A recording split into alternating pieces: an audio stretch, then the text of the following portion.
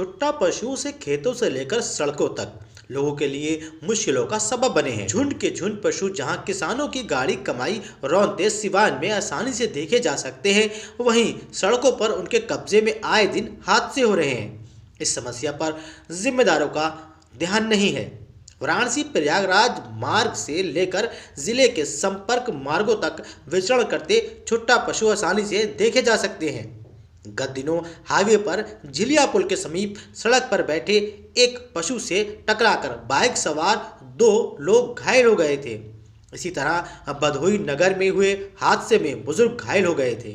यही नहीं, कई बार सांडों ने हिंसक होकर लोगों पर हमला भी कर दिया। वीओ, लाला नगर, सुरविया मोड़, सीतामढ़ी सहित दर्जनों गांवों में छुट्टा पशुओं की समस्या विकट बनी हुई है। किसानों का कहना है कि छुट्टा पशु फसलों को चरने के साथ साथ धमा चौकड़ी कर खेत बर्बाद कर देते हैं। महंगी खाद और बीज लगाकर किसानों को उम्मीद रहती है कि इस वर्ष उनकी अच्छी पैदावार होगी, लेकिन छुट्टा पशु खड़ी फसलों को क्षति पहुंचाकर किसानों की मेहनत पर पानी फेर रहे हैं। मुख्य पशु चिकित्सा अधिकारी डॉक्टर जेडी सिंह ने कहा कि कई स्थानों पर गौशालाएं बनाई गई हैं। ग्राम प्रधान के माध्यम से ग्रामीण पशुओं को एकत्र कर नजदीक गौशालाओं में भेज सकते हैं। अगर कोई परेशानी होती है तो उनका निदान किया जाएगा। भदोही से ब्यूरो रिपोर्ट। हफ्ते में एक दिन भी आ गए तो सारा फसल चौपट कर गए, तो नुकसान हो गया। इसलिए हम लोगों को बहुत नुकसान हो रहा है। कितने का नुकसान अब तक ये छुट्टा पशु खेत को कर चुके हैं? खेती नहीं हो पा रहा है तो नुकसान का आकलन तो करना पड़ेगा, लेकिन ये है कि खेती नहीं हो पा रहा है। जहाँ बढ़िया गेहूँ और चना मटर होता तो वहाँ सरसों वगैरह बो के किसी तरह से खेती हम लोग कर रहे हैं। कभी कभी तो ऐसे से जानवर आते हैं कि सरसों भी चर जाते हैं।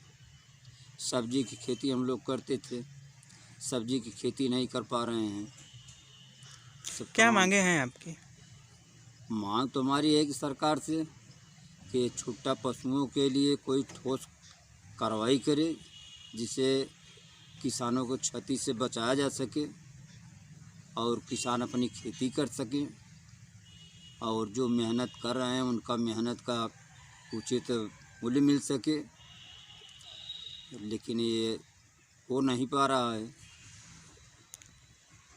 इन दिनों जिले में एक बहुत बड़ी विकट समस्या चल रही है। वो समस्या है छुट्टा पशुओं को लेकर, क्योंकि जिस तरीके से छुट्टा पशुओं ने गली मोहल्ले और खेत खलिहानों में अपना आतंक मचाया है, उसको लेकर जो है आम जनमानस और सबसे ज़्यादा चिंतित है वो है किसान, क्योंकि किसान के ही द्वारा जो है लोगों को जो है बुआई करके लगभग हर जगह जो है फसलों को सप्लाई करते हैं, जिसके कारण जब छुट्टा पशुओं ही किसान के फसलों को बर्बाद कर देते हैं तो लोगों तक यह सप्लाई जो है लोगों तक नहीं पहुँच पाती है।